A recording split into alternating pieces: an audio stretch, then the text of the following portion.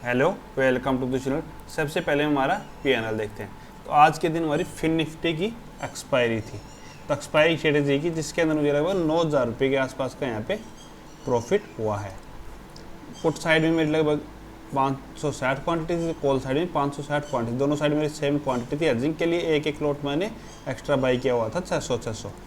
और यहाँ पे कॉल साइड में मुझे लगभग 4,000 रुपये का प्रॉफिट हुआ, तो पुट साइड में लगभग 5,000 रुपये का प्रॉफिट हुआ। ऑल ओवर 9,000 रुपये का यहाँ पे प्रॉफिट हुआ। ये दोनों 360, एक साइड में 360 रुपये ले गया, सॉरी 330 रुपये ले गया, तो दूसरी साइड में लगभग 200 रुपये यहाँ पे ले गया। तो 500 रुपये मेरे यहाँ पे हेजिंग के लिए गए।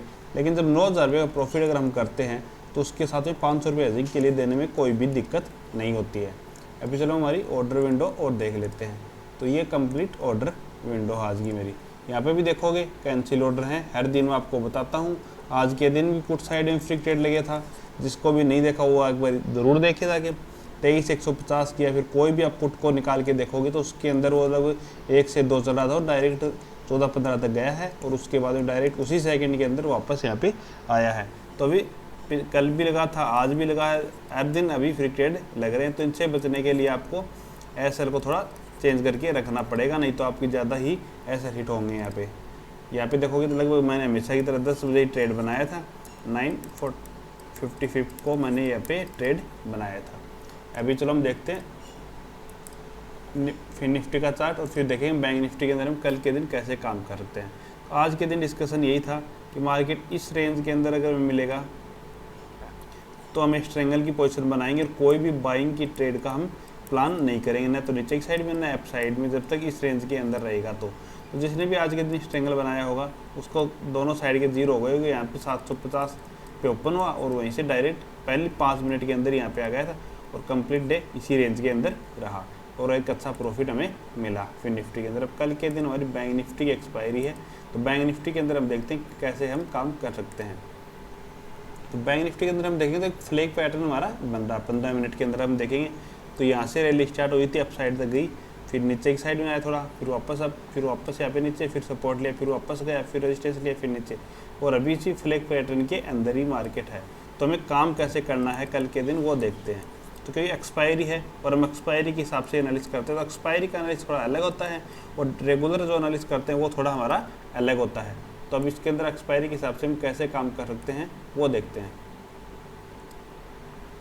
तो यहाँ पे अगर हम देखेंगे तो अगर मार्केट कल के दिन हमें इसी एरिया के अंदर मिलेगा तो हमारा पहला प्लान तो यही रहेगा। 1 मिनट, अगर हमें इसी रेंज के अंदर मिलेगा तो हमें सबसे पहले तो स्ट्रेंगल की ट्रेड बनानी है। इससे नीचे की हमें पुट को शॉर्ट करना है, इससे ऊपर की हमें कॉल को यहाँ पे सेल कर देना है, और दोनों को इस रेंज के अंदर रहेगा तो हमें रखना। तो ये तो हमारी सेलिंग की स्ट्रेटजी रही। दूसरी सेलिंग की स्ट्रेटजी अगर हमें बनानी है तो वो कैसे रह सकते हैं कि मतलब इससे ऊपर ओपन हो जाए, कि यहाँ पे ओपन हो गया, डायरेक्ट अप साइड में चलना स्टार्ट हो गया, तो हम इससे ऊपर निकलते ही पुट को शॉर्ट कर देना है। यहाँ पे भी हम बाइंग की ट्रेड का प्लान बिल्कुल भी नहीं करेंगे। अगर फ्लैट ओपन हो गए इसको ब्रेक करता है तो हम बाइंग की पोजीशन का ट्राई नहीं करेंगे। बाइंग को हम जब भी ट्राई करेंगे जब 52,800 से ऊपर निकलता है तो फिर हम बाइंग की ट्रेड बना सकते हैं। इससे ऊपर, इससे पहले हम सेलिंग के हिसाब से देखेंगे। सेलिंग और बाइंग में डिफरेंस बहुत ज़्यादा हो जाता है कि मतलब अगर हम यहाँ पे बाइंग कर लिया, वो यहीं पे रेंज बना दिया थोड़ी देर, या फिर यहाँ से रेजिस्टेंस लेके थोड़ा भी वापस नीचे की साइड आएगा तो एक्सपायरी के दिन डिक्के बहुत ज़्यादा फास्ट आता है। इस कारण से अगर हमने 100 वाले को बाई कर रखा है और वो 15 से 20 मिनट उसी रेंज के अंदर रह भी गया ना, तो भी हमारा वो 50 से 60 के बीच में आ जाएगा। तो इस कारण से हमें बाइंग के लिए अलग हिसाब से देखना होगा। बाइंग अगर 2 बजे के बाद भी इस रेंज को ब्रेक करेगा तो फिर हम बाइंग कर सकते हैं। यहाँ पे ओपन हुआ लगभग 1 से 2 बजे तक इस रेंज के अंदर आया, फिर जिस भी साइड ब्रेक डाउन या ब्रेकआउट देगा हम उसी हिसाब से ट्रेड का प्लान कर सकते हैं। लेकिन सुबह सुबह कल के दिन कोई भी हमारी बाइंग की ट्रेड बिल्कुल भी नहीं रहेगी। दूसरा गैप अप को गैप डाउन में हम कैसे ट्रेड कर सकते हैं वो देखते हैं। तो गैप ओपन हुआ तो आज के दिन की तरह ही पहले एक बार सेलिंग आ सकती है और उसके बाद में वापस अप साइड में जा सकता है। तो गैप ओपन होता है 22,800 के पास मिलता है, तो ये फिर हमारा सपोर्ट की तरह काम करेगा। तो यहाँ पे हम बाइंग कर सकते हैं एक बार कॉल की पोजीशन को, लेकिन नीचे से ऊपर जाएगा तब हमें बाई नहीं करना। गैप ओपन होकर नीचे आएगा तो फिर हम एक बाइंग की ट्रेड का प्लान कर सकते हैं। ऐसे गैप डाउन ओपन होता है इस रेंज से नीचे, और फिर थोड़ा बहुत हमें पुल बैक मिलता है, या फिर वहीं पे कोई नेगेटिव एंड पैटर्न बनाता है तो भी हम पुट की पोजीशन को बाई कर सकते हैं। लेकिन इसके अलावा हम फ्लैट ओपन की स्थिति में कभी भी कल के दिन बाइंग की हम नहीं सोचेंगे। Okay, thank you.